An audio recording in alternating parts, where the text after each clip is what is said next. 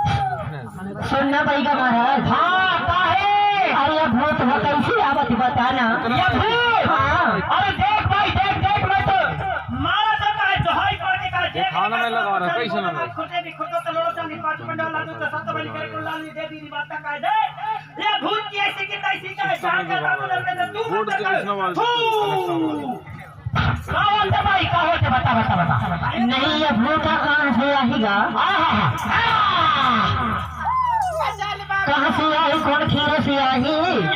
हाँ का कौन खेरों से कौन मेढ़ों से आए का देख ली बताए का सुनता का दे दी बासिन करिया का देख तो है मैं घेर के बता सका कौन खेरों से आए कौन भूत या हां कौन खेरों से आए कौन मेढ़ों से आए?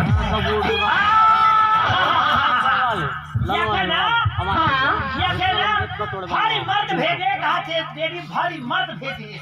अरे कौन मर्दा बताना? ये मर्द को मैं कब बताओ कहा देख ये मर्द के नाम लगे तो चाइना वाला मार अरे बताना ये वर्कड़े मर्दा भेजे का वर्कड़े मर्दा वर्कड़े भेजे ऑनलाइन। हाँ ऑनलाइन से भेजे वर्कड़े मर्दा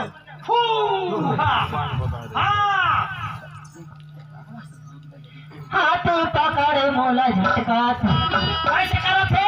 हाथी पकड़े मोला झटका छेगा